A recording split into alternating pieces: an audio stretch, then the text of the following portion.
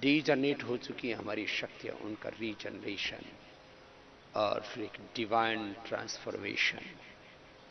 तो balance, रिजुनेशन, transformation अपने आप घटित होगा। और उसके लिए जिसको जो करना है, जिनको मोटापा घटाना है वो घटाने के लिए, जिनको बढ़ाना है वो बढ़ाने के लिए निरंतर लगे रहेंगे। निरंतरता, सातत्य का नाम ही सफलता है। मैंने बार बार कहा है, पुरुषार्थ की पराकाष्ठा की निरंतरता से जो कुछ हम जीवन में पाना चाहते हैं वो हमें प्राप्त हो जाता है। वैयक्तिक, पारिवारिक, सामाजिक, आर्थिक, राजनीतिक, धार्मिक, आध्यात्मिक, सभी जीवन का ये सत्य है। तो चलो शुरुआत कर देते हैं। जिनको वजन घटाना है वे ताड़ासन, तिर्यक ताड़ासन से शुरुआत करेंगे।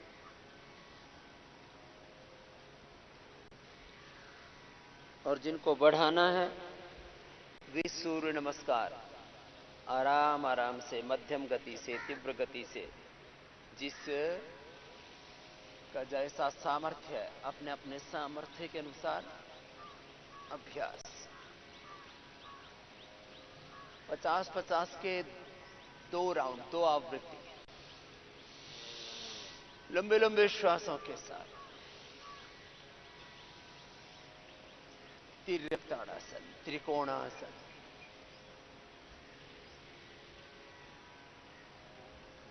कोणासन, पाद हस्तासन, एक अनुष्ठान की तरह।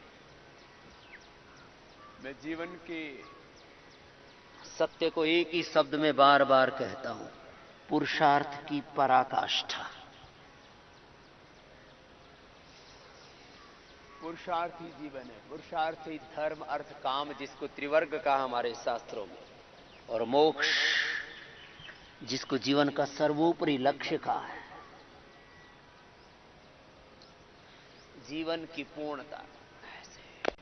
तो जिनको घटाना है वो घटाने वाले, जिनको बढ़ाना है वो बढ़ाने वाले।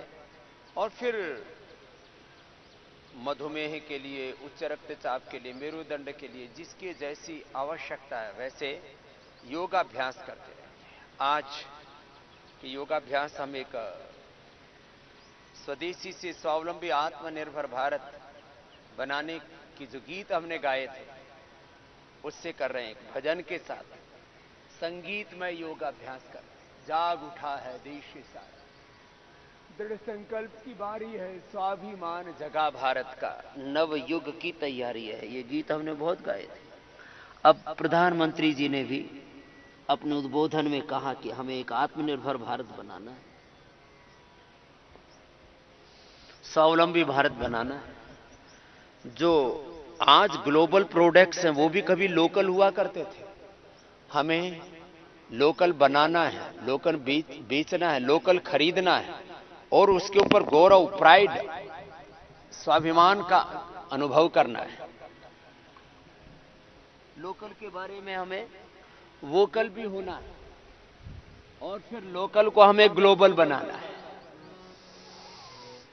भारत के स्वावलंबन, आत्मनिर्भरता से अब प्रधानमंत्री जी ने मुखर होकर के बोला है, एक बहुत बड़े संवैधानिक उत्तरदायित्व का निर्वहन करते हुए अब वो भी अनुभव कर रहे हैं कि भाई देखो, स्वदेशी के बिना तो स्वावलंबन, आत्मनिर्भरता आएगी नहीं। और हमें इकोनॉमिक फील्ड में, आर्थिक क्षेत्र में, सामाजिक क्षेत्र में, शिक्षा के क्षेत्र में, चिकित्सा के क्षेत्र में, कृषि के क्षेत्र में, सब दिशाओं से स्वावलंबी बनना है, एक दिशा से नहीं। जैसे हम स्वास्थ्य के बारे में बात करते तो physical health, mental health, spiritual health, social health, economic health, political health, health अब बहुत बड़ा सब्जेक्ट है। ऐसे ही भारत की यह आत्मनिर्भरता, यह स्वावलंबन, इसको हमें बढ़ाना। और प्रधानमंत्री जी ने यह भी कहा कि प्रतिभाओं की कमी नहीं है। हमने भी इन बातों को करोड़ों करोड़ों लोगों के भीतर प्रतिष्ठा की। प्रतिभा अपने देश की, रॉ मटेरियल अपने देश का, फैक्ट्री अपने देश की, मैन्युफैक्चरिंग हमारा, ट्रांसपोर्टेशन हमारा, सप्लाई चेन हमारी, डिस्ट्रीब्यूशन हमारा, डिस्ट्रीब्यूटर्स हमारे, दुकानदार हमारे, ग्राहक हमारे, खरीदने वाले हम हिंदुस्तानी। फिर भैया लोकल को क्यों नहीं खरीदते, लोकल को ग्लोबल क्यों नहीं बनाते? तो ये एक जो बहुत बड़ी कुंठा जो देश में थी, उसके ऊपर कल प्रधानमंत्री जी ने अच्छा प्रहार किया और सारे देश को इस विचार से, संकल्प से जोड़ दिया, अब तो जागे और जगाएं। ईस्ट इंडिया कंपनी से लेकर के और यूनिलीवर तक, इन कंपनियों ने कम से कम 1000 लाख करोड़ रुपए से ज्यादा की आर्थिक लूट की। 1000 लाख करोड़, सोच भी नहीं सकते किस तरह से देश लूटा है। और ये तो आर्थिक लूट है, इसके पीछे जो सांस्कृतिक लूट है, आर्थिक, सांस्कृतिक, सब प्रकार की इन गुलामियों से, पराधीनताओं से हमें मुक्त होना है। तो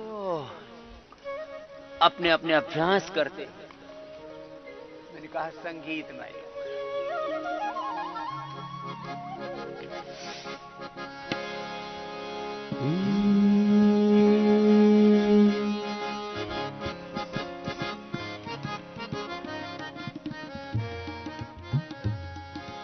जाग उठा है देश ये सारा, दृढ़ संकल्प की बारी है।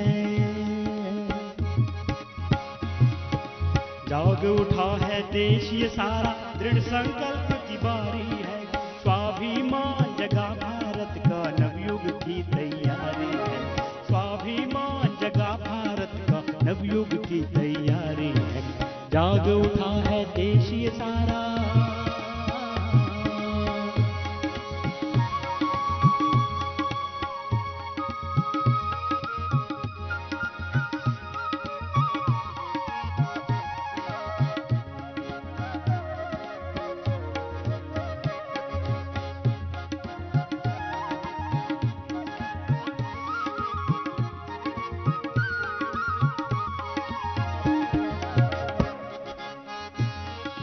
युग बीते आजाद हुए हम, फिर भी मन से गुलाम थे। युग बीते आजाद हुए हम, फिर भी मन से गुलाम थे।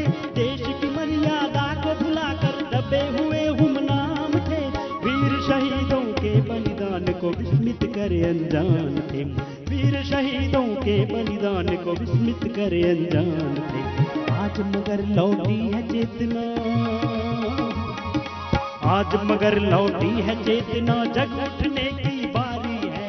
आज मगर लौटी है चेतना, जग उठने की बारी है। स्वाभिमान जगा भारत का, नवयुग की तैयारी है। जाग उठा है देश ये सारा,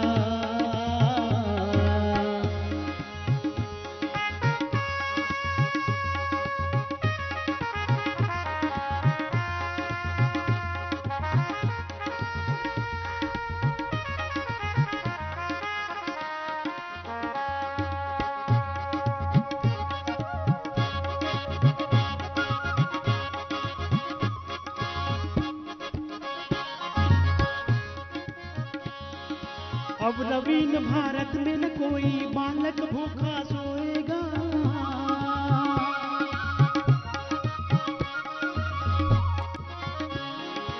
अब नवीन भारत में न कोई बालक भूखा सोएगा।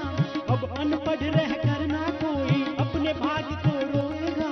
छोड़ भोग को योग करेगा, हर दुर्बलता खोएगा। छोड़ भोग को योग करेगा, हर दुर्बलता खोएगा। राम कृष्ण गौतम के वंशज, राम कृष्ण गौतम के वंशज जाने दुनिया सारी है। राम कृष्ण गौतम के वंशज जाने दुनिया सारी है। स्वाभिमान जगा भारत का, नवयुग की तैयारी है। स्वाभिमान जगा भारत का, नवयुग की तैयारी है।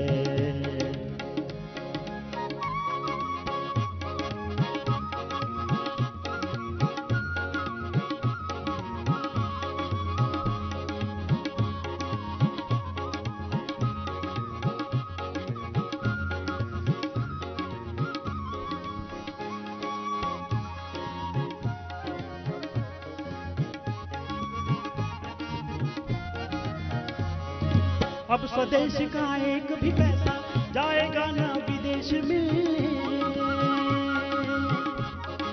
अपने लखनऊ की एक कार्यकर्ता बहन ने ये आंदोलन के समय भजन लिखा था और सब गा रहे हैं। अब चारों ओर से ये स्वदेशी के स्वर उठ रहे हैं और हमें प्रसन्नता सारे न्यूज चैनलों से लेकर के मीडिया से लेकर के जो हमको पहले कोसते रहते थे कि बाबा जी आप ये स्वदेशी की बात क्यों कर रहे हैं, तो अब सबको समझ में आ रहा है कि भाई बिना स्वदेशी के तो आगे बढ़ ही नहीं सकते। और पतंजलि बाबा का स्वदेशी तो एक बहुत बड़े संकल्प के साथ है कि देश का पैसा देश में रहे और देश की सेवा में लगे। 1 रुपए भी स्वामी रामदेव के लिए, आचार्य बागशे के लिए नहीं है, पतंजलि योगपीठ के लिए नहीं, सारे देश के लिए है। देश की शिक्षा के लिए, देश की स्वास्थ्य के लिए, देश की समृद्धि के लिए, देश के लोगों को रोजगार देने के लिए, खेती के लिए, बिजनेस के लिए, व्यापार के लिए, अनुसंधान के लिए, प्रॉस्पेरिटी फॉर चैरिटी, उससे भी आगे बढ़कर देश का पैसा देश में रहे और 100% देश की सेवा में लगे। अब स्वदेश का एक भी पैसा जाएगा ना विदेश में।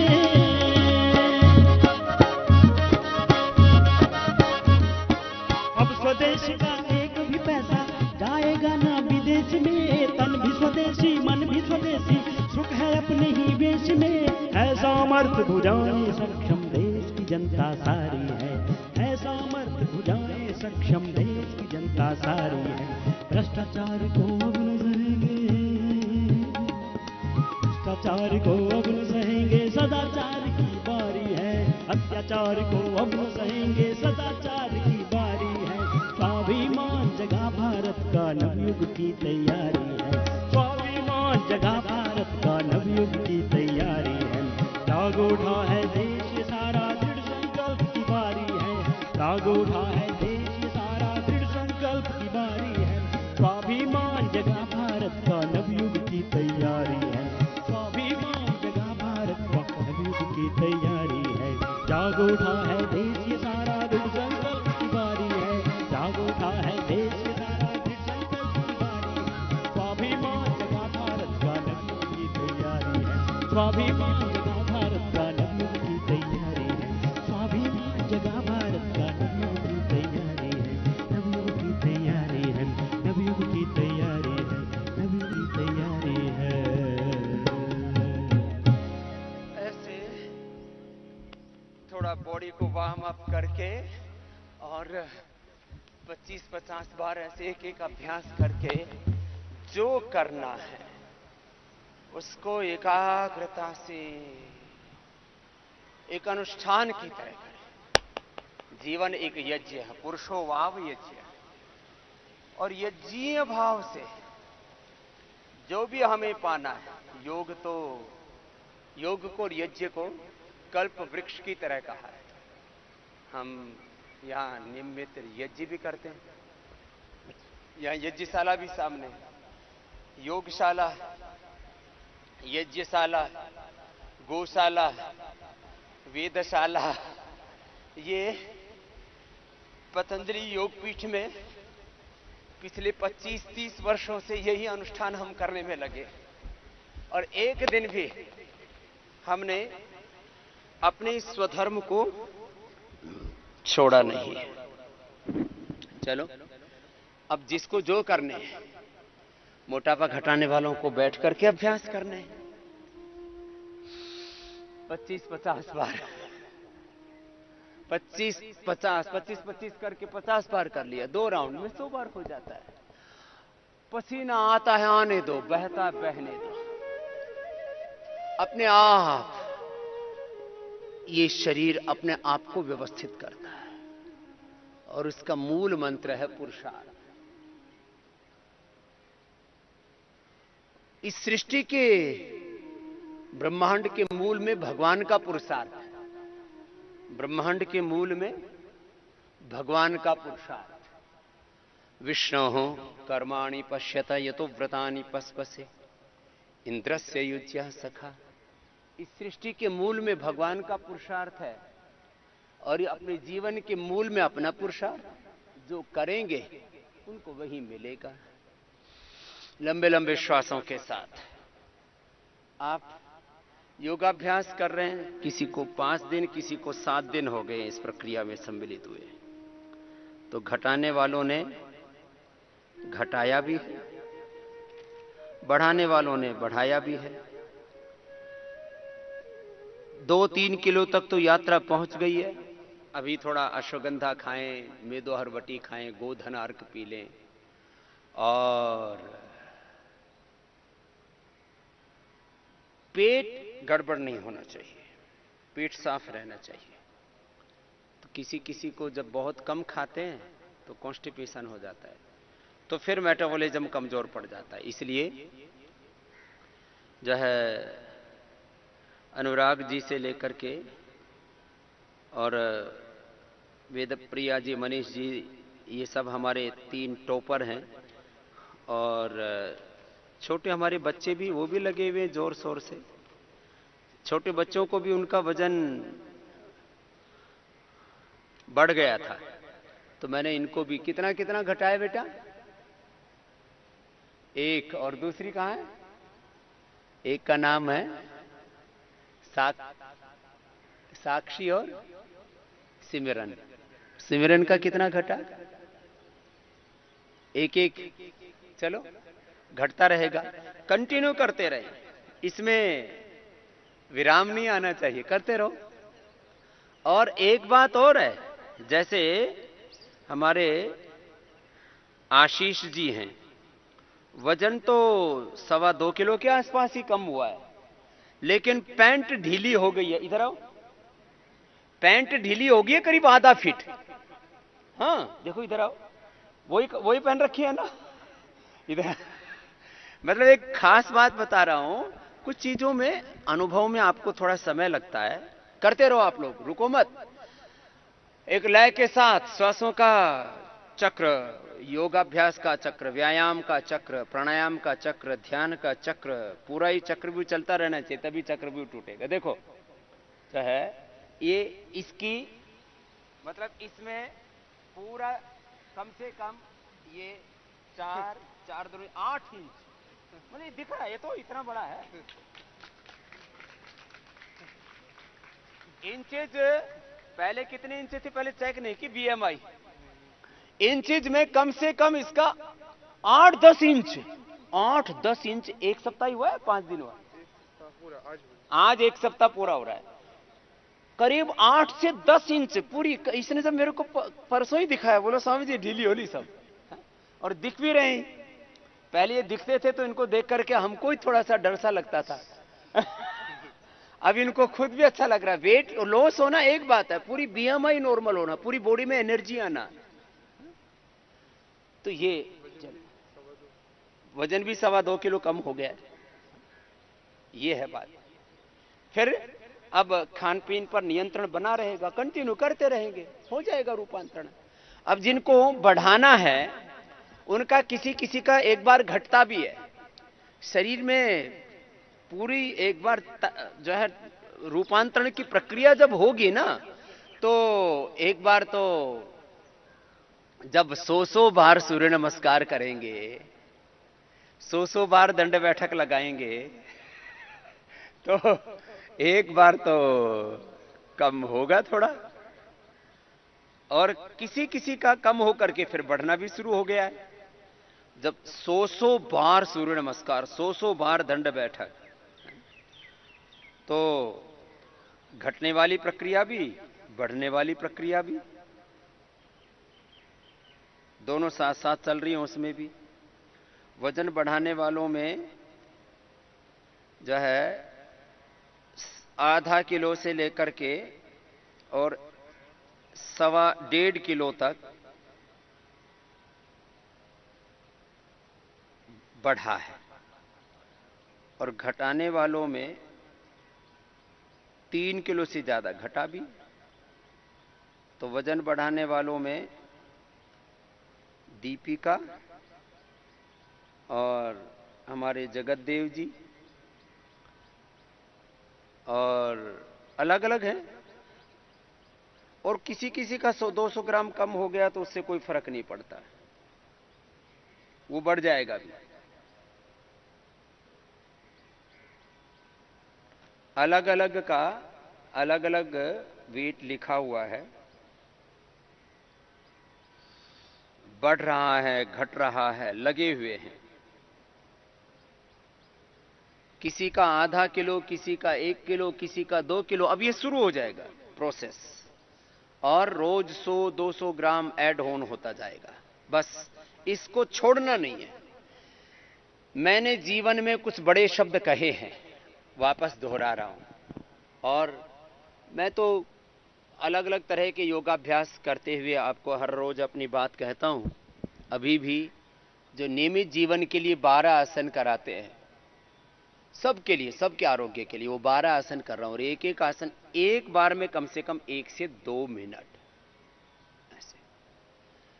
तो वेट घटाने और बढ़ाने के साथ साथ सबके लिए 12 आसन हम बताते हैं। और भस्त्रिका, कपाल भाति, बाह्य, उज्जाई, अनुलोम विलोम, भ्रामरी, उद्गीत, प्राणायाम, ओंकार, ध्यान, ये तो सबके लिए। प्राणायाम के बारे में मैं हमेशा बोलता हूं, ये तो मैंडेटरी है, ये तो कंपल्सरी, नेसेसरी है। कुछ चीजें होती हैं ऐच्छिक, विकल्प के तौर पर, ये भी कर सकते हैं, ये भी कर सकते हैं। आसनों में, व्यायाम में चॉइस है, हमारे सामने विकल्प हैं, ऑप्शंस है। लेकिन प्राणायाम सबको करना है, ध्यान सबको करना है। जैसे जीवन के बारे में कहा जाता है कि सबको मानवीय आचरण करना है। जो ह्यूमन वैल्यूज हैं, जो मॉरल वैल्यूज हैं, जो स्पिरिचुअल वैल्यूज हैं, उनको सबको फॉलो करना है।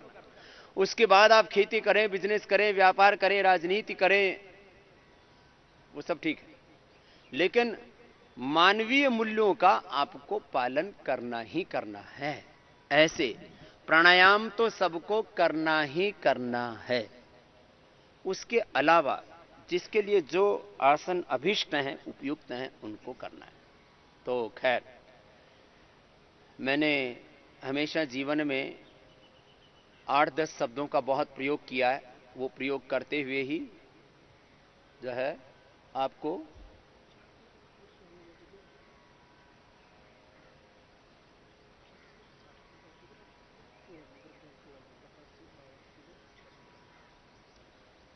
तो जैसे वजन घटाने वालों में मैं कह रहा था, ये मेरे बाईं तरफ जो महापुरुष बैठे हैं, देवी देवता, अनुराग जी से लेकर के वेद प्रिया जी से लेकर के ऋषि मुनि इधर ही है ना, मनीष जी, इनका सबका 3-3 किलो, 3, 3.5, 4 के बीच में आ गई है बात। अब ऐसे वजन बढ़ने वालों में आधा 1 किलो, और पूज्य स्वामी यज्ञदेव जी, उनका 59 से 60, 900, माने करीब 2 ही किलो हो गया। और ब्रह्मचारी चूड़ामणि जी, किधर हैं ये दोनों महापुरुष? हाँ, दोनों ने बढ़ा लिया है। अच्छा, एक साथ ही खड़े हुए उधर। हाँ, तो लगभग एक ने तो 2.5 किलो तो बढ़ा लिया। चूड़ामणि इधर आ भाई, दौड़ करके आना। हाँ, इसका वजन था पहले 50 किलो। हाँ, और हाइट कितनी? 5'5", इसका 65 होना चाहिए। चलो 5 फीट 5 इंच है। इधर आओ मशीन पर। पहले दिन आया था तो 50 किलो था, सबसे ज्यादा इसने बढ़ाया है। 5 ही दिन हुए कि कितने हुए अभी? 4 ही दिन हुए। अच्छा, 9 तारीख को शुरू किया था, और वो भी सायंकाल। सुबह वाला वजन ज्यादा अच्छा माना जाता है, सायंकाल तो वैसे ही आधा 1 किलो बढ़ा हुआ। और अभी ये पूरा लगा हुआ है, अब इसका शरीर बढ़ता चला जाएगा। ये ब्रह्मचारी 2 से 3 महीने में आपको मेरा जितना मिलेगा। अभी कितनी बार कर लिया सूर्य नमस्कार? 100 बार कर भी चुका। जब आया था पहले दिन तो 50 किलो था, अब जब सुबह आया था तब 50 किलो, 52 किलो 600 ग्राम। अभी कितना घट गया? हाँ, अभी जैसे ही 100 बार सूर्य नमस्कार किया, पूरा पसीना निकाल दिया। तो जो है 52 किलो तो है ना, 2 किलो बढ़ा लिया है। अभी एक बार घटाया अभी, क्योंकि अभी पूरा कर लिया। अभी जैसे मैंने कहा 100 बार करो, तो 100 बार सूर्य नमस्कार करके आ गया। इधर आ। अब जैसे इस ब्रह्मचारी का अभी पूरा पसीने से लथपथ है, और शरीर भी जैसे जिम वालों का बनता है ना, वैसे ही बनेगा अभी इसका, बिना जिम के। सीना भी ऐसे ही बढ़ेगा, भुजाएं भी ऐसे ही बढ़ेंगी पूरी, लेकिन अंडरवेट है। 5 फीट 5 इंच हाइट है, तो 55 किलो 65 किलो होना चाहिए। 15 किलो कम था। अब 15 किलो वजन 2 से 3 महीने में बढ़ जाएगा। अभी आपके सामने बढ़ेगा। हम जैसे इसका 65 किलो हो जाएगा, 5-5 किलो बढ़ता जाएगा, तो वैसे वैसे आपको बताते जाएंगे। हो सकता है ये कार्यक्रम 1-1.5-2 महीने में भी हो जाए।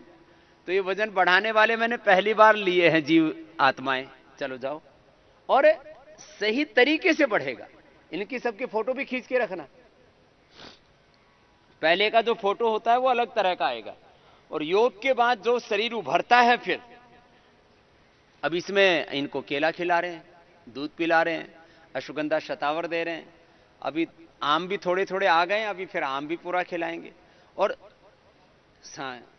तो अब 2 महीने के अंदर तो ये सारे भाइयों में बहनों में भी जो है, किसी किसी ने 1.5 किलो तक तो बहनों ने भी बढ़ा लिया है, जिनको बढ़ाना है। लेकिन ये क्रम चलेगा, और चलते चलते वेट घटाने और बढ़ाने वाली बात नहीं है। मैंने कहा इससे एक रिदम के साथ मैं आसन कर रहा हूं, और आसन करते करते कुछ बात कह रहा हूं। आज स्वदेशी का सबसे बड़ा तीर्थ बना है योगपीठ, पतंजलि योगपीठ, पतंजलि आयुर्वेद, दिव्य फार्मेसी, योगाग्राम, वैदिक गुरुकुलम, वैदिक कन्या गुरुकुलम, पतंजलि गुरुकुलम, आचार्य कुलम, पतंजलि विश्वविद्यालय, स्वदेशी शिक्षा, स्वदेशी चिकित्सा, स्वदेशी उद्योग, स्वदेशी खेती, स्वदेशी जीवन पद्धति। इसके लिए 25 वर्षों की निरंतर साधना, निरंतरता, एक निष्ठ होकर के, ध्येय निष्ठ होकर के, जरा बड़ा शब्द बोल रहा हूं, एक निष्ठ होकर के, ध्येय निष्ठ होकर के, योग निष्ठ होकर के, गुरु निष्ठ होकर के, शास्त्र निष्ठ होकर के, राष्ट्र निष्ठ होकर के, योग और कर्मयोग में अपनी अखंड निष्ठा रखते हुए प्रचंड पुरुषार्थ किया हमने। और जो लोग कहते थे कि स्वदेशी को देश में नहीं स्थापित किया जा सकता, यहां तो लोग विदेशी कंपनियों की गुलामी में जी रहे हैं।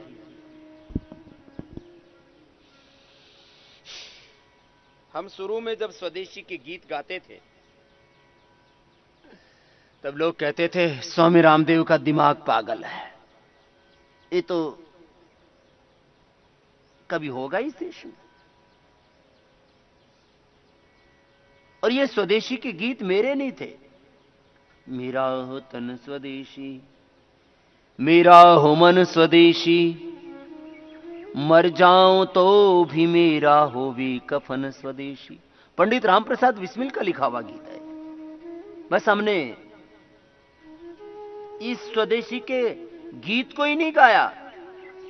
अगली बात कह रहा हूं, मेरे जीवन के कुछ बड़े सत्य आज किस योग के समय कह रहा हूं। हमने जो सिद्धांत थे उनके बारे में खाली भाषण नहीं दिए, प्रवचन नहीं दिए, उनको जमीन पर उतारा। स्वदेशी मंचों से तो भाषण दिया जा रहा था, और उसके लिए उन्होंने अच्छा काम किया, मैं उसको मना नहीं कर रहा हूं। स्वदेशी जागरण मंच ने स्वदेशी के भाषण दिए, विदेशी कंपनियों की होली जलाई थी 1905-6 में। 1902, 3, 4, 5, 6 में आंदोलन चला था, और महात्मा गांधी जी ने खुद होली जलाई, सारे क्रांतिकारी। विचार मान्यताएं थोड़ी अलग अलग होते हुए विचारधाराएं, एक क्रांति धर्मा थे, एक शांति धर्मा थे। एक कहते थे अहिंसा से हम आजादी लेके आएंगे, दूसरे बोले थे हम खड़ागो ढाल भी चलाएंगे। और शांति और क्रांति पूर्वक आजादी पाई हमने। स्वदेशी के बारे में कोई आपस में मतभेद नहीं था, लेकिन वो स्वदेशी जो पहले स्वाधीनता का आंदोलन बनी और बंग भंग के बाद मैंने कहा स्वदेशी का आंदोलन बहुत प्रचंड चला था देश में। लेकिन देश की आजादी के बाद महात्मा गांधी ने स्वदेशी के कुछ बड़े प्रकल्प शुरू भी किए, लेकिन वो स्वदेशी सब्सिडी की सीढ़ियों पर चलता रहा, सब्सिडी की बैसाखियों पर स्वदेशी चलता रहा। हजारों करोड़ का उसमें बजट दिया जाता रहा, लेकिन स्वदेशी पनपा नहीं। भाषण हुए, लेकिन उस स्वदेशी को जमीन पर उतारने का काम पूरी प्रामाणिकता के साथ, जैसे मोदी जी ने भी कहा कि भाई अपने को ग्लोबल बनना है तो फिर क्वालिटी के ऊपर विशेष ध्यान देना पड़ेगा। हमने क्वालिटी के लिए फकीर होते हुए, हमारे डॉक्टर अनुराग जी यहां पर बैठे हुए हैं, लगभग पूरे पतंजलि योगपीठ में दिव्य फार्मेसी से लेकर के पतंजलि आयुर्वेद से लेकर के और रुचि सोया भी अब तो इतना बड़ा ये कार्य है। कुछ तो सोचते हैं स्वामी जी आप एक सन्यासी होकर के ये सब करते हो, आपका ब्लड प्रेशर ऊंचा नीचा नहीं होता, आपकी रातों की नींद नहीं उड़ती, दिन में आप चैन से बैठ पाते हैं ये सब करते हुए। लाखों लोग इस प्रकल्प से जुड़े हैं, करोड़ों लोगों तक हम योग पूरी दुनिया के करीब 200 करोड़ लोगों तक पहुंचा रहे हैं, बाकी उसके आगे भी सम्मिलित होते जा रहे हैं। योग करीब 200 करोड़ लोगों तक, और प्रोडक्ट करीब अभी 30 से 40 करोड़ लोगों तक, कोई पूरे, कोई 1 2, कोई 5, कोई ना कोई प्रोडक्ट। पहले लोग बोलते थे शायद कोई घर ऐसा होगा जहां यूनिलीवर का प्रोडक्ट ना मिलता हो। वो कैचअप, किसान की कैचअप वो यूनिलीवर की थी, lux, Lifebuoy, Dow, Sunsilk, clinic plus, पता नहीं क्या क्या प्रोडक्ट अलग अलग लेकर के अलग अलग जो है ब्रांड से सब घरों में घुसे हुए थे। टाटा वालों के बारे में बोला जाता था, देसी कंपनी, कि टाटा का नमक तो शायद कभी ना कभी कोई घर में ले ही आता है। 30-40 करोड़ लोगों तक उनकी भी रीच है। हम सोचते थे क्या कभी वो भी दिन आएगा जब पतंजलि की रीच 30-40 करोड़ घरों तक हो जाएगी। आज हम कह सकते हैं भारत के 30 से 40 करोड़ लोग पतंजलि और रुचि सोया के प्रोडक्ट यूज करते हैं। ये हमारी ताकत, 30-40 करोड़ लोगों को किसी बात के लिए कन्विंस करना ये कोई हंसी मजाक की बात नहीं है, ये कोई सहज काम नहीं था। लेकिन हमने 30-40 करोड़ से ज्यादा लोगों को जोड़ दिया स्वदेशी के संकल्प से। अब मोदी जी के कहने के बाद तो लोगों में और ज्यादा इसको बल मिल गया। पहले सोचते थे स्वामी रामदेव का कोई स्वार्थ तो नहीं है। हम बोलते थे भाई हमने स्वार्थ के लिए नहीं शुरू किया ये काम, हमने परमार्थ के लिए शुरू किया है। हमारा इसके पीछे उद्देश्य व्यापार नहीं है, उपकार है। इस प्रोडक्ट बेचना हमारा मकसद नहीं है, लोगों को बचाना मकसद है, देश को बचाना मकसद है।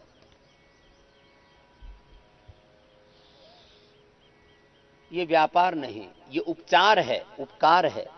हमने उपचार और उपकार की भावना से लोगों को हमने असाध्य रोगों से बचने के लिए औषधियां दी, चाहे वो उच्च रक्तचाप के लिए मुक्तावटी थी, डायबिटीज के लिए मधुनाशिनी, हार्ट के लिए हृदयामृत। इसके ऊपर सारे क्लिनिकल कंट्रोल ट्रायल हम कर चुके हैं।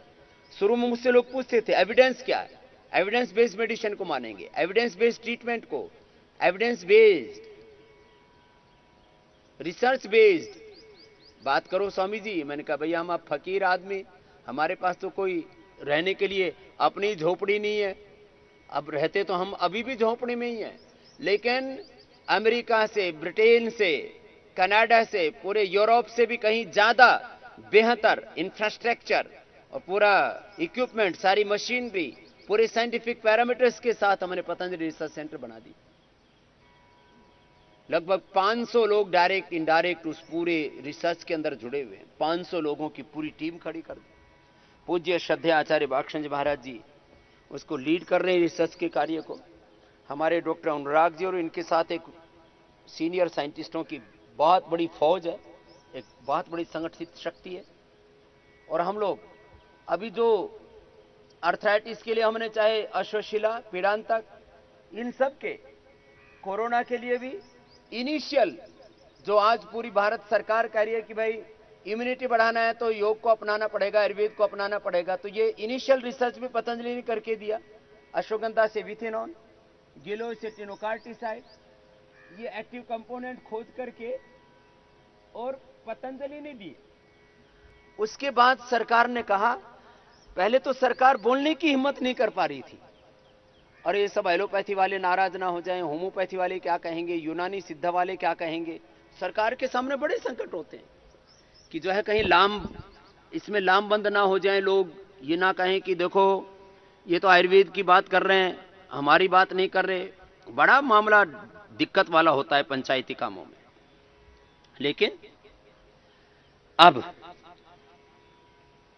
सरकार ने कुछ दिन पहले ही प्रेस कॉन्फ्रेंस करके कहा, भैया अब पतंजलि का नाम लेते हैं तो फिर लोगों को ऐसा लगेगा ऐसे ही पतंजलि को प्रमोट कर रहे हैं।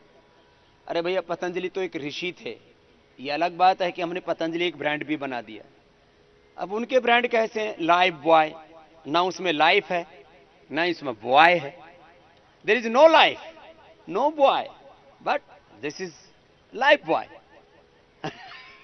अब लाइफ बॉय ब्रांड में कोई लाइफ बॉय बोलेगा तो उसको कोई पुण्य नहीं मिलेगा, न लाइफ मिलेगी ना बॉय मिलेगा, न जिंदगी मिलेगी ना बच्चा मिलेगा, जो है वो पैसा भी चला जाएगा।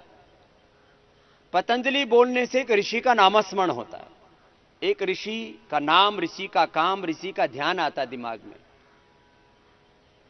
अब इनके डो, इनके ब्रांड हैं, मैगी ये दूसरी कंपनी, कोलगेट, पेप्सोडेंट, क्लोजअप। अब मैंने विनोद में कहा कि अब क्लोजअप क्लोज होने वाला है, कोलगेट के गेट बंद होने वाले हैं। अब तो कील जोर की ठोक दिए प्रधानमंत्री जी ने, अब तो और काम होगा। अब लोग कम से कम ये प्रश्न नहीं करेंगे कि स्वदेशी की बात क्यों। हमने तो कहा कि स्वदेशी ये अर्थ से परमार्थ की हमारी यात्रा है, अर्थ से परमार्थ की हमारी यात्रा है, अर्थ से परमार्थ की। Prosperity for charity. अब ट्रस्टीशिप का सिद्धांत तो दे दिया गांधी जी ने, भैया सिद्धांत तो मिल गया, उस सिद्धांत को एग्जीक्यूट कैसे करेंगे? उस सिद्धांत को एग्जीक्यूट करने के लिए आपको साहस करना पड़ेगा। तो अब ये बात जहां से मैंने शुरू की थी कि एक ईस्ट इंडिया कंपनी से लेकर के तमाम विदेशी कंपनियां, इन्होंने 18वीं शताब्दी से लेकर के जहांगीर ने ये भूल की थी। भूल इसलिए कहेंगे कि उन्होंने कोई पाप समझ करके तो किया नहीं था। उन्होंने क्या लाइसेंस दिया था इन ईस्ट इंडिया कंपनी वालों को? नमक बेचने का, हल्दी बेचने का, मसाले बेचने का, और पूरा देश ही बेच डाला। मैंने अजमेर के जिस चौबारे से, जिस चौखट से ऊपर से इनको ये लाइसेंस कहते हैं कि वो जो है एक उनके राज दरबार के बाहर एक चौबारा सा था, उससे फेंक दिया था कि जाओ बेच लो, तुम्हें नमक मिर्ची तो बेचना है, बेच लो। और फिर उन्होंने सूरत से व्यापार शुरू किया, और फिर पहला जो शासन था भारत में अंग्रेजों का, वो ईस्ट इंडिया कंपनी के माध्यम से था। और 1857 की जो पहली लड़ाई थी वो कोई अंग्रेज सरकार के खिलाफ नहीं थी, ब्रिटिश गवर्नमेंट के खिलाफ। 1857 की जो लड़ाई थी वो ईस्ट इंडिया कंपनी के खिलाफ थी, और कंपनी के सैनिक थे भारत के भी जो मंगल पांडे आदि जिन्होंने विद्रोह किया था पहली क्रांति में।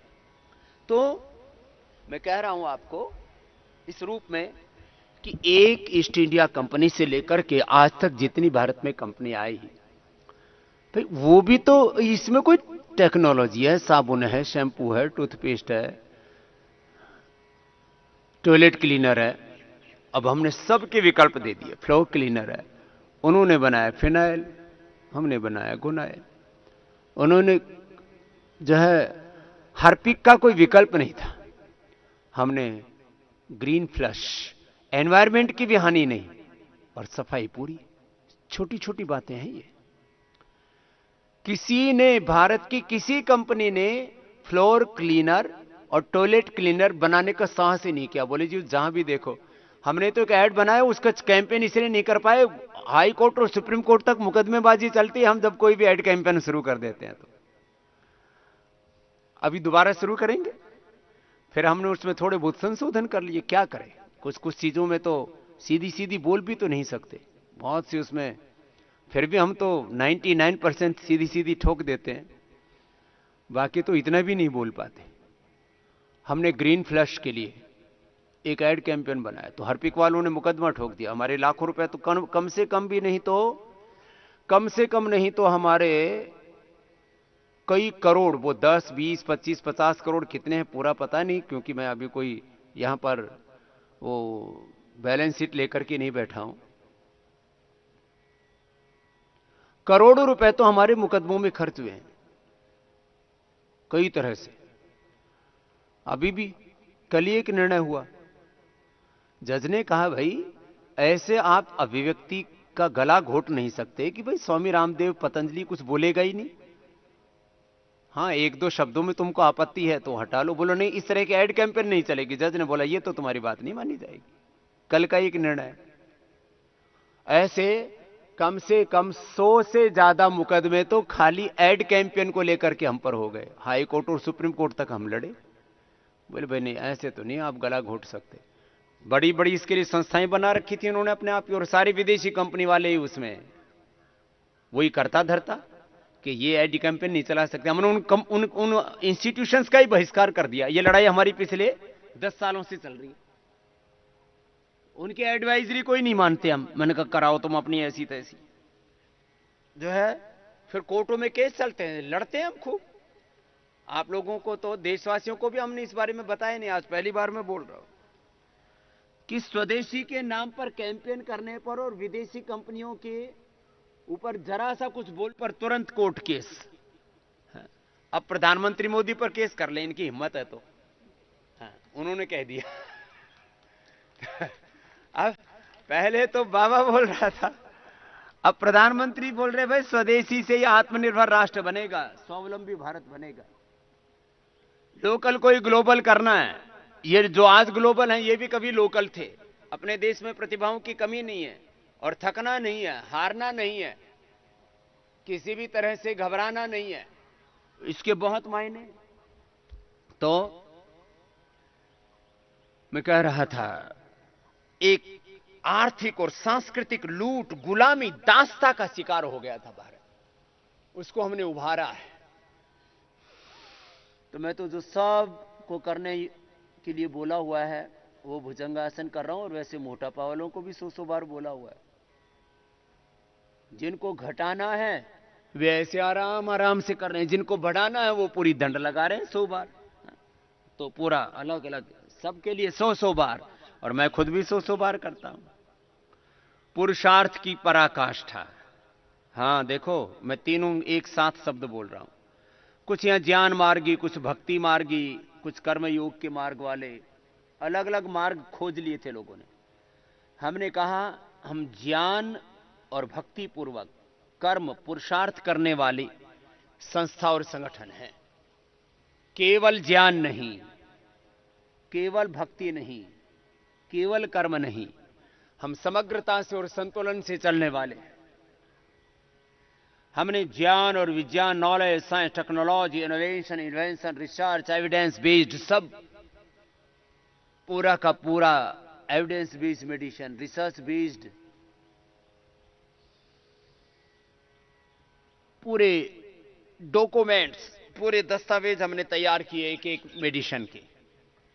और जिस तरह से योग ग्लोबल हुआ है, ऐसे आयुर्वेद भी ग्लोबल होगा। प्रधानमंत्री जी ने आकर के यहां पर बोला था, मोदी जी ने, कि अब हमें एविडेंस बेस्ड मेडिसिन के रूप में आयुर्वेद को स्थापित करना पड़ेगा, और वो काम हमने शुरू कर दिया है। सैकड़ों हमने औषधियों को एविडेंस बेस्ड मेडिसिन के तौर पर स्थापित कर दिया है।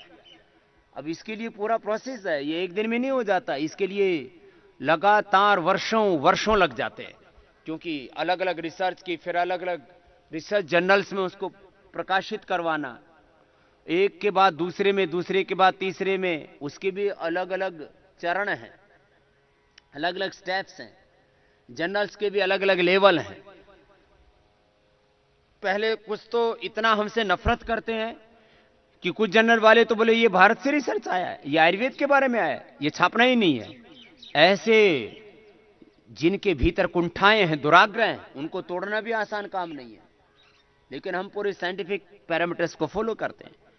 इसलिए मैं इतनी ये बड़ी बड़ी बातें कुछ जो हुई हैं उनको कह रहा हूं कि इतना आसान नहीं था ये यात्रा यहां तक लेकर के आना। अब तो रास्ता काफी साफ हो गया है।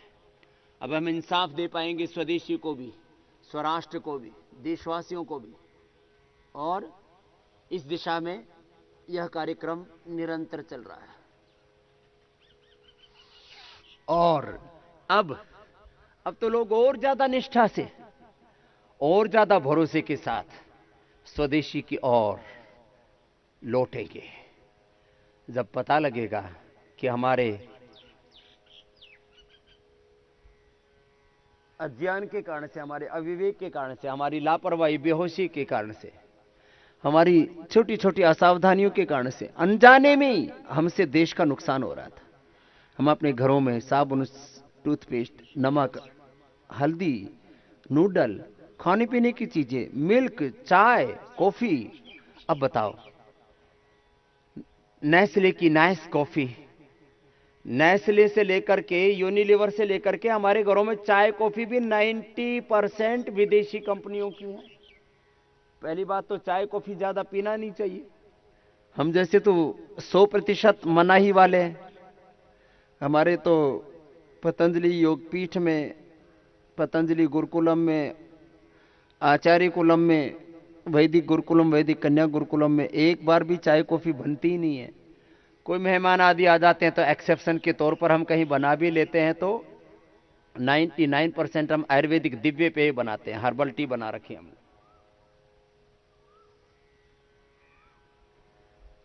चाय कॉफी से लेकर के, आटा से लेकर के, नमक से लेकर के, सब चीजें विदेशी। अभी स्वदेशी विदेशी की बात को प्रधानमंत्री के एक शब्द कहने से अब हम पूरा ठोक देंगे, पूरा जोर से सब लोगों को बता देंगे कि अब लिस्ट भी छापेंगे कि कौन सी स्वदेशी कंपनियां, कौन सी विदेशी। और 2-4 मुकदमे हो जाएंगे और खर्च कर लेंगे। क्या दिक्कत हो रही है? हमारा काम ही क्या है? ये सारे कांटे निकालने। हमारा किसी से द्वेष नहीं है, लेकिन भाई वो हमको लूटे और हम कुछ न बोले, ये तो दुर्बलता की, पराधीनता की, गुलामी की, दास्ता की पराकाष्ठा है। किसी व्यक्ति से विरोध नहीं है हमारा, किसी से द्वेष नहीं है हमारा, लेकिन हमें कोई खोखला करे, एक तरह से ये प्राकृतिक अन्याय है, इनजस्टिस है। नैसर्गिक न्याय के ऊपर, नेचुरल जस्टिस के ऊपर दुनिया टिकी। पूरी दुनिया में न्याय के लिए नारे गूंज रहे। We want justice, we want freedom. आजादी चाहिए, न्याय चाहिए। ये देश के साथ सच्चा न्याय हम तब कर पाएंगे, देश को सच्ची आर्थिक, सामाजिक, सांस्कृतिक सब प्रकार की आजादी तब ला पाएंगे जब स्वदेशी के मार्ग पर चलेंगे।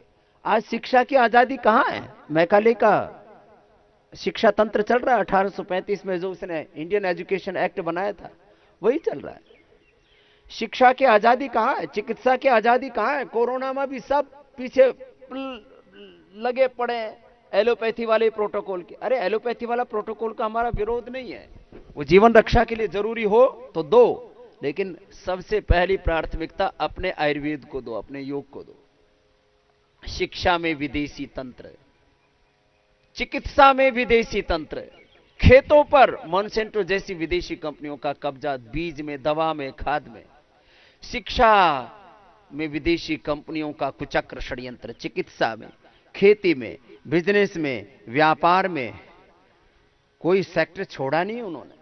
ऑटोमोबाइल से लेकर के, मोबाइल से लेकर के, घड़ी से लेकर के, गाड़ी से लेकर के। इसलिए हम कहते हैं मेरा हो तन स्वदेशी, मेरा हो मन स्वदेशी, मर जाऊं तो भी मेरा होवे कफन स्वदेशी, मेरा हो तन स्वदेशी, मेरा हो मन स्वदेशी।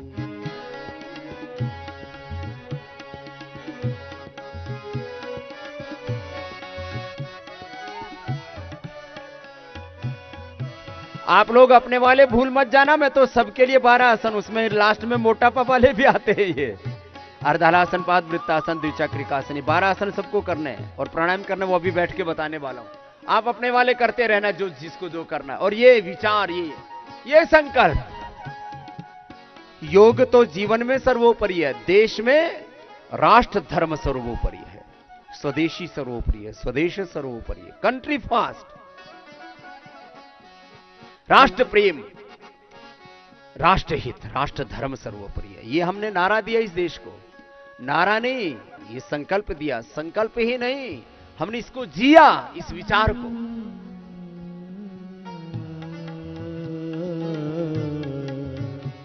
जो हाथ से बना हो या गरीब से लिया हो, जो हाथ से बना हो। इसके लिए करीब 20 लाख करोड़ रुपए की घोषणा की मोदी जी ने कि छोटे छोटे लघु उद्योग, ग्रामोद्योग, इनसे देश नीचे से ऊपर उठेगा।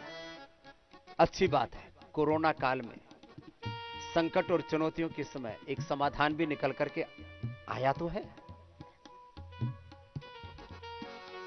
जो हाथ से बना हो या गरीब से लिया हो, जो हाथ से बना। अब किसी बेचारे गरीब ने कोई कुल्हड़ बनाया, किसी ने अपने हाथ से कोई कपड़ा बनाया। मैं अपने कमरे में घड़ा रखता हूं, घड़े का पानी पीता हूं, और क्योंकि मैं ठंडा पीता नहीं इसलिए थोड़ा उसको गुनगुना करके पीता हूं। बहुत ज्यादा गर्मी होती है तो थोड़ा बहुत आधा एक गिलास कभी कभी घड़े वाला पी लिया, लेकिन फ्रिज वाला पानी नहीं। घड़ा है, कुल्हड़ है, अब ये तो छूट ही गई। हाथ के बने हुए वस्त्र, थोड़ा बहुत तकनीकी का भी इस्तेमाल करना हो तो कर लिया, लेकिन भाई भारत के संदर्भ में महात्मा गांधी ने कहा था, भारत को पूरी तरह से यांत्रिक रूप से नहीं चला सकते। इसलिए सब दिशाओं से भारत को ऊपर उठाना है तो स्वदेशी को अपनाना ही पड़ेगा। तभी हम एक आत्मनिर्भर, स्वावलंबी, स्वाभिमानी और समृद्ध राष्ट्र बना सकेंगे, जो अमेरिका से भी ज्यादा ताकतवर हो अर्थव्यवस्था में। अर्धलासन, पाद वृत्तासन। जो हाथ से बना हो या गरीब से लिया हो, जिसमें स्नेह भरा हो, जिसमें स्नेह भरा हो, वह चीज है स्वदेशी। मेरा हो मन स्वदेशी, मेरा हो तन स्वदेशी।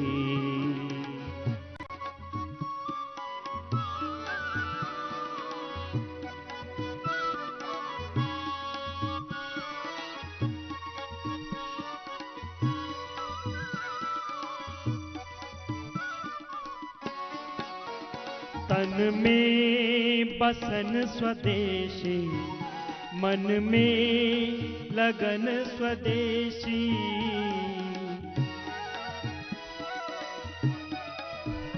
तन में बसन स्वदेशी, मन में लगन स्वदेशी, फिर हो भवन भवन में, फिर हो भवन भवन में, विस्तार हो स्वदेशी, मेरा हो मन स्वदेशी, कर शक्ति का विभाजन, मिटे पूंजी का ये शासन। एक बहुत बड़ी ये षड्यंत्रकारी नीति पूरी दुनिया में करते रहिए अपना अपना अभ्यास। मैंने तो ये 12 आसन और मूल भस्त्रिका, कपालभाति, अनुलोम विलोम, ये सब प्राणायाम, अब ये तो हर व्यक्ति की जुबान पर है। एक है पूंजीवादी सोच, कैपिटलिज्म की सोच, सोशलिज्म की सोच, अलग अलग तरह की सोच, मान्यताएं, विचार घड़ रखे हैं लोगों ने। सारी दुनिया के ऊपर एकाधिकार जमाना, गांव की अर्थव्यवस्था को, प्रांतों की, देशों की अर्थव्यवस्था को खत्म करके हमारा साम्राज्य सब जगह हो। और वो उन देशों के लिए कुछ नहीं करते। कोरोना काल में हमने तो ट्वीट भी किए इसके लिए, लेकिन उस समय उतना ज्यादा नहीं मिला। आज फिर करेंगे दोबारा से। भाई जोमेटो वालों ने क्या दिया इस देश में कोरोना काल में? यूनिलीवर वालों ने क्या किया, कोलगेट वालों ने क्या किया, नेस्ले वालों ने क्या किया, कोको कोला पेप्सी वालों ने क्या किया?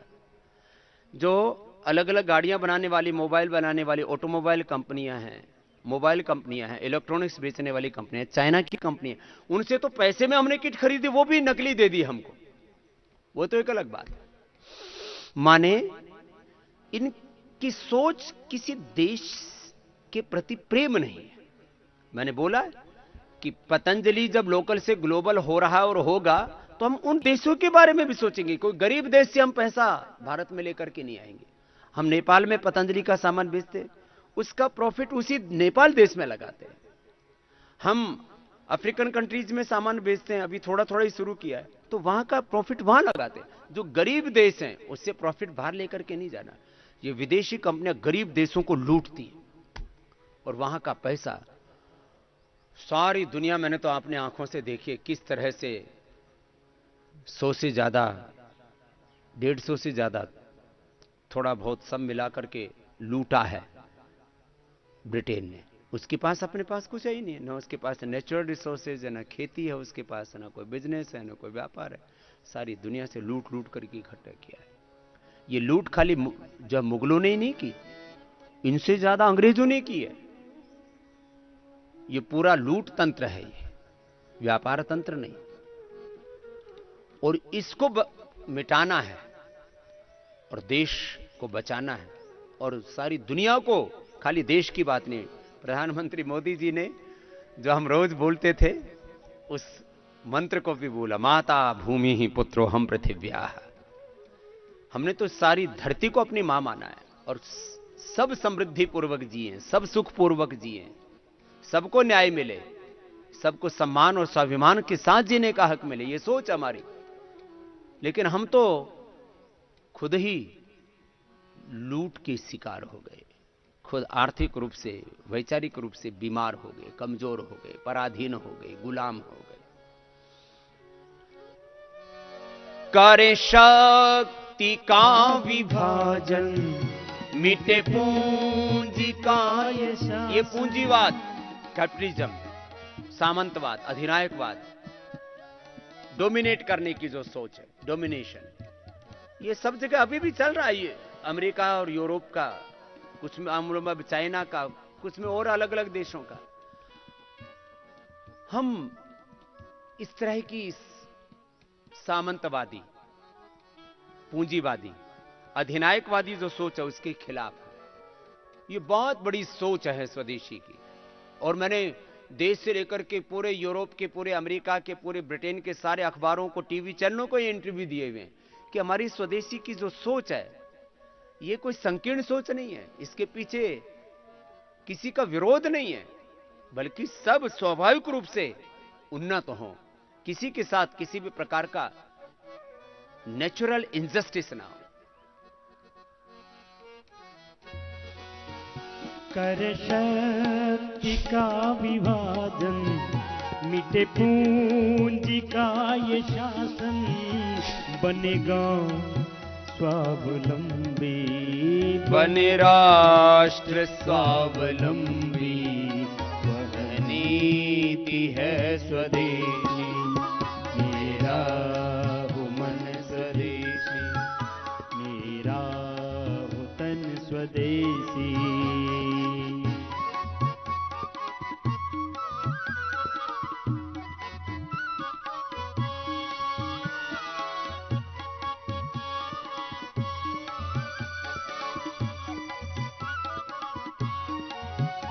मानव का धर्म क्या है, मानव का दर्द जाने, मानव का धर्म क्या है, मानव का दर्द जाने, जो करे मनुष्यता की, जो करे मनुष्यता की रक्षा, वही स्वदेशी, मेरा हो तन स्वदेशी, मेरा हो मन स्वदेशी, मर जाऊं तो भी मेरा होवे कफन स्वदेशी, सब हो स्वजन स्वदेशी, होवे चलन स्वदेशी, सब हो स्वजन स्वदेशी, होवे चलन स्वदेशी,